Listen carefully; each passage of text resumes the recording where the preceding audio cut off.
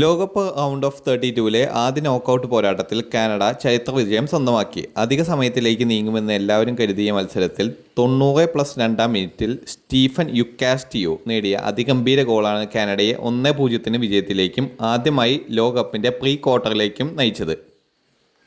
ആദ്യ പകുതിയിൽ തന്നെ കാനഡയ്ക്ക് ലീഡ് നേടാൻ പരമാവധി അവസരങ്ങൾ ലഭിച്ചിരുന്നു.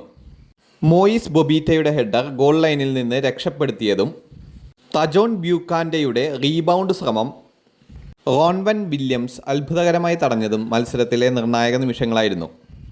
ദക്ഷിണാഫ്രിക്കയുടെ പ്രതിരോധം, പ്രത്യേകിച്ച് ഓബ്രി മോഡിബയും ഗോൾ കീപ്പർ വില്യംസും വളരെ മികച്ച പ്രകടനമാണ് കാഴ്ചവെച്ചത്. രണ്ടാം പകുതിയിൽ കാനഡയുടെ ആക്രമണം കൂടുതൽ ശക്തമായി. Liam Miller, Tani Oluwaseyi, Jonathan David എന്നിവർ തുടർച്ചയായ അവസരങ്ങൾ സൃഷ്ടിച്ചെങ്കിലും ഗോൾ മാത്രം അകന്നു നിന്നു. പിന്നീട് പരിക്കിൽ നിന്നും മടങ്ങിയെത്തിയ അവരുടെ സൂപ്പർ താരവും ക്യാപ്റ്റനുമായ അൽഫോൻസോ ഡേവിസ് കളത്തിലിറങ്ങിയതോടെ കാനഡയുടെ മുന്നേറ്റത്തിന് പുതിയ ഊർജം ലഭിച്ചു. അദ്ദേഹത്തിൻ്റെ സാന്നിധ്യം കാനഡയുടെ ആക്രമണത്തിന് വലിയ ആത്മവിശ്വാസം നൽകി.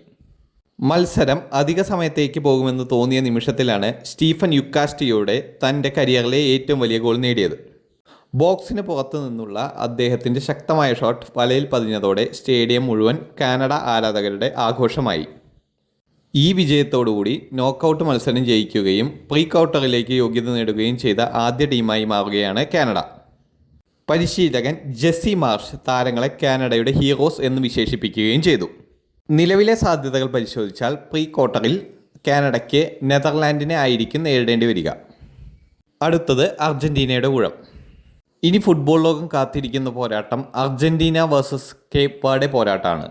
ലോകകപ്പ് ആദ്യമായി കളിക്കുന്ന കേപ്പ് വെർഡെ അർജന്റീനയ്ക്ക് വെല്ലുവിളിയാകുമോ എന്ന് നമ്മൾ കാത്തിരുന്ന് കാണാം. മത്സരം ജൂലൈ 4 രാവിലെ 3:30 ആരംഭിക്കുന്നത്.